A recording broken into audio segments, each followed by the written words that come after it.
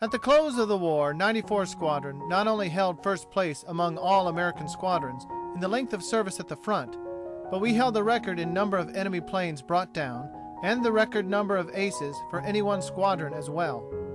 I believe no single squadron in the world has won similarly so many victories as the American 94 Hat in the Ring Squadron had credited to it during the first 6 months of its existence. Our victories, which were confirmed, totaled 69, ending with the last aerial victory of the war, that of Major Kirby, who shot down his first and last enemy machine just northeast of Verdun at about noon on Sunday, November 10, 1918. Many of the pilots who had gone out on their first patrols with me counted themselves later among the American aces. While many Americans had secured 5 or more victories in the air before the pilots of 94 began their full strides, these early aces, such as Loughbury, Bayliss, and Putnam of French escadrilles, and Warman, Libby, and McGowan, who were enrolled with the British, all were trained under foreign methods and flew foreign machines. The first official American ace is therefore claimed by our squadron. This Simon Pure American air fighter, who entered the war with the Americans, received his training with Americans, and did all his fighting with the Americans, was Lieutenant Douglas Campbell of San Jose, California. Douglas Campbell was 22 years of age when he made his first trip over the lines. His father was the head of the Lick Observatory on Mount Hamilton, California. Douglas had received an unusually good schooling before he entered the war, being an old boy of Hotchkiss and later graduating at Harvard with the class of 1917. The outbreak of the war caught him traveling in Austria with his family. They avoided the active theater of war by going through Russia and getting thence from Denmark to England. After finishing his college course, Doug began preparing for aviation by entering the ground school work at Cornell University. He was among the first cadets to be sent to France, arriving in Paris in August 1917. He had not as yet received any training in flying, but was thoroughly familiar with wireless operation, aerial navigation, and aeroplane motors. Made adjutant under Captain Miller, who was then in command of the American Flying School at Issoudun, Lieutenant Campbell had great difficulty in extricating himself from this indoors work, where every day's stay made him more and more valuable to his superiors. He determined to learn to fly, with the expectation that, once possessed of his wings, he might find his transfer to an active service at the front more quickly obtainable. There were no beginners' training machines at Issoudun. Only the 23 model Newport were there. Pilots were supposed to receive initial training on the slower Curtiss machines or the Cadreau before attempting to fly the fast Newport, but Campbell feared he would never get necessary permission to take this preliminary training, so he determined to get through without the beginner's course. Little by little he edged his way into the advanced training school. He finally considered himself well enough schooled in the principles of flying to make his first essay on a solo flight. He went up all right, flew away all right, landed all right. In other words, Lieutenant Campbell learned to fly alone on a fast scout machine, a feat I do not remember any other American pilot having duplicated. Douglas Campbell was always a silent and self-possessed fellow. He was popular among his fellows from his first appearance in 94 Squadron. Quiet and thoughtful in manner and gentle in speech when on the ground, Lieutenant Campbell in the air was quite a different character. He went after an enemy pilot like a tornado, often exposing himself to deadly openings. His very impetuosity usually saved him from danger, unless his opponent was an old hand at the game and knew how to measure up the proper amount of defensive and offensive tactics in the same maneuver. On May 31st, the day after our big celebration just recorded, Lieutenant Campbell went out on a voluntary patrol alone, i.e., Doug went out looking for trouble. He made quite a long flight inside German lines at a great altitude, but discovering too many enemy airplanes aloft, he decided to return back to the lines. When still 3 or 4 miles behind the German front, he discerned a German Rumpler machine evidently taking photographs of our advanced positions just south of Fleury. Fleury lies just inside our lines about halfway between Pont-à-Mousson and Saint-Mihiel. The Rumpler aeroplane was the machine used by the enemy for observation and photographing. It was a 2-seater, and both the pilot and the observer who sat behind had machine guns so mounted that they covered both the front and the rear. The pilot's gun was fixed, that is, it lay flat on top of the engine hood and could not be raised or lowered. The pilot must raise or lower the nose of the airplane itself to bring his sights upon a target. The bullets shoot straight through the revolving propeller, and the trigger of the gun is so connected with the propeller shaft by a synchronizing gear that the hammer of the gun falls only when the propeller blade is out of the way of the issuing bullets. The observer in the rear seat, however, is able to move his twin guns about and point them in any direction. An attack is therefore usually made upon such a machine from a position under its tail. If an attack comes from below the fuselage, the observer cannot shoot without cutting holes through his own tail. The forward pilot cannot use his guns at all. The only defense against such an attack is a quick swing to the left or right, so that the observer can see the attacking enemy and bring his guns into action. This move the attacking airplane must anticipate. Campbell was coming into the enemy's range from a very favorable direction. He had the sun at his back, and moreover, he was coming from Germany into France. His presence in that direction would not be suspected. Maneuvering until he was sure of his position, Lieutenant Campbell first tried a diving attack from above and behind the Rumpler. He had an excellent chance of killing the observer with the first burst long before the latter could swing his guns around and aim them, but no such easy victory awaited him. As he began his dive, he began firing. 6 or 7 shots issued from the Newport's single gun, and then it jammed. The observer turned around and saw the diving Newport almost upon him. He quickly seized his own gun and got to work. Campbell was compelled to fly a wide circle away out of range while he worked the breech block of the Vickers and freed the jam. Now it must be a contest between a one-man scout and a two-man fighting bus. The best pilotage and the coolest nerve must win. As Doug returned to the attack, he discovered at once that he had a veteran pilot against him. The Rumpler crew showed no sign of panic or fear. The Heinies did not even propose to retreat. Campbell approached somewhat warily and began a study of the enemy's tactics. The Newport could turn and twist with much greater agility than the heavier machine, had greater speed and a faster dive. Underneath the Rumpler was a safe position from which the American could keep out of view and occasionally point up his nose and let go a burst of bullets through the enemy's floor. Campbell darted in, braving a few hurried shots, and secured his position, but he didn't keep it long. With a skill that won from Campbell still greater respect for his pilotage, the German pilot suddenly banked over, giving his observer an excellent shot at the Newport below. There was no place to linger in, and Douglas quickly vacated.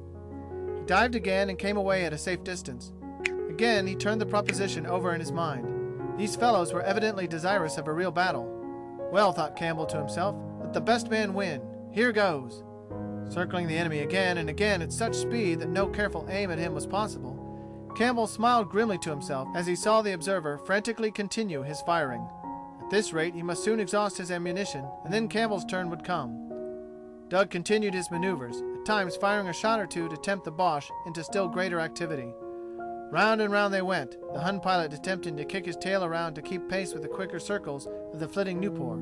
The pilot was surely a wonder. The observer, however, was not in the same class as the air fighter. For 15 minutes Campbell continued these maneuvers. So far as he knew, not a single bullet had entered his plane. Then suddenly he noticed that the pilot had changed his tactics. Instead of trying to keep the Newport within range of the observer, the German pilot was now keeping his tail behind him and sought always to get a shot himself with his forward gun. Campbell flew in closer to the tail to get a look at the situation. Coming in towards the observer from a diagonal direction, Campbell approached within 50 feet of the enemy and saw a curious sight. The observer was standing proudly upright, and his arms were folded. From the edge of his cockpit the empty ammunition belt floated overboard and flapped in the wind. He had indeed exhausted his ammunition and now stood awaiting his doom without a thought of asking for mercy. He wore a haughty expression on his face as he watched the American approach. As Doug said later, he was so impressed with the bravery of the action that he felt he could not continue the combat against an unarmed enemy. The Prussian's expression seemed to say, "Go ahead and shoot me. I know you have won." Upon second thought, Lieutenant Campbell realized that this was not a game in which he was engaged. It was war. These men had photographs of our positions within their cameras, which might be the death of hundreds of our boys. They had done their best to kill him, and he had endured their bullets in order to obtain just this opportunity. And the pilot was still continuing his effort to outwit the American and get him beneath his guns. With his next maneuver, Campbell began firing. With almost his first burst, he saw that he had won. The machine of the enemy suddenly descended very rapidly.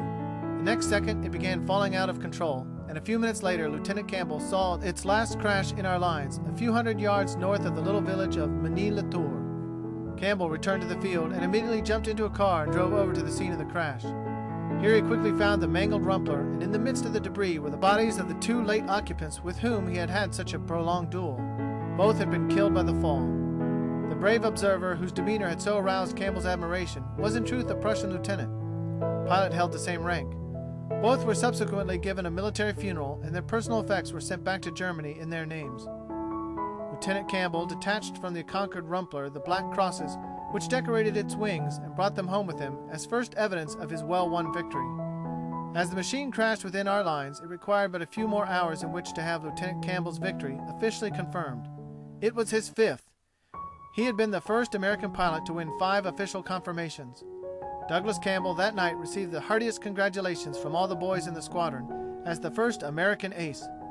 The news was telegraphed to the whole world, and for a month the congratulations of the world came pouring in upon him. Almost self-taught and equipped with not the safest machine at the front, Douglas Campbell had within 6 weeks of his first flight over the lines fought 5 successful duels with the boasted air fighters of the Germans.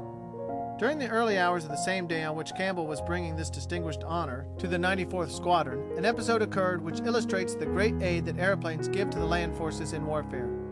Sadly enough, this illustration is negative rather than affirmative, for it shows the misfortune that resulted from the failure of our troops always to use our airplanes before a contemplated advance.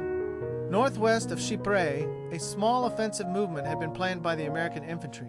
By some means or other, the enemy had received advanced information of this attack and had prepared a trap for them. According to the prearrangements, our artillery began the show with a terrific bombardment of shells along the German trenches. Something like 20,000 shells were poured into a small area of ground inside of 1 hour. Then the doughboys got the word and went over the top. They raced along across no man's land, dropped into the first line of trenches of the Germans, crawled out of them and went on to the second. All the way on to the third line of trenches of the Germans they continued their victorious course. When they arrived there, they counted up their prisoners and found the whole bag consisted of but one sick Heine, whom the Germans had been unable to remove. While they were scratching their heads over this extraordinary puzzle, German gas shells began to drop among them. The enemy had calculated to an inch the exact positions they had just evacuated, and they quickly filled the trench lines with deadly fumes. Over 300 of our boys were gassed more or less seriously before they had time to meet the devilish menace. Then they realized they had wasted their ammunition upon vacant trenches and had blindly walked into a carefully prepared trap. One single preliminary aeroplane flight over this area before beginning the offensive would have disclosed to our troops the whole situation. In fact, I believe this function of seeing for the Army is the most important one that belongs to the aviation arm in warfare. Bombing, patrolling, and bringing down enemy airplanes are but trivial compared to the vast importance of knowing the exact positions of the enemy's forces and looking before you leap. On the morning of June 1st, I had an interesting little fracas with an enemy 2-seater Rumpler some distance within the German lines. But this pair of Boche airmen was evidently not related to the team that Doug met on the day before. They dived for the ground and continued their course homeward regardless of my earnest invitations to come back and fight it out. Much disappointed with a fruitless day's work, I went home and arranged to take a little joyride by automobile over to Nancy, the principal city in this part of France. Nancy is a city of 30,000 or thereabouts, and is called by Frenchmen the Little Paris of the East. After 4 years of war, its shops are now almost empty, and its glory considerably dimmed. But a visit and walk about the city's streets did all of us good after so many weeks standing on the alert. We heard rumors that the American airplane squadrons were to be moved soon to another sector of the front to meet a big push on Paris that was anticipated. Rumors were rife in Nancy on every topic, however, so we were not fully convinced by them. Nancy is darkened by night, as is every city or village so near the front where bombing raiders may be expected. Nothing daunted by this possibility of a raid, however, we investigated the chances for a good meal as dinner time approached. Imagine our gratification when we stepped into a restaurant on Stanislaw Plaza and found a list of good old American dishes on the menu. Upon inquiry, we found that the place was called Walter's, and was quite the most pretentious cafe in Nancy. I called for the proprietor and learned that his name was Walter. He had formerly been chef of the Knickerbocker in New York. Visiting his old home in France, Walter had been caught by the war, joined the infantry, and after a few months at the front, was wounded and retired from service. Being a native and lover of France, he decided to stay and see the war out. Accordingly, he selected Little Paris in the East and opened up a first-class restaurant, which has now become the favorite rendezvous for the many American officers who find their headquarters in this vicinity.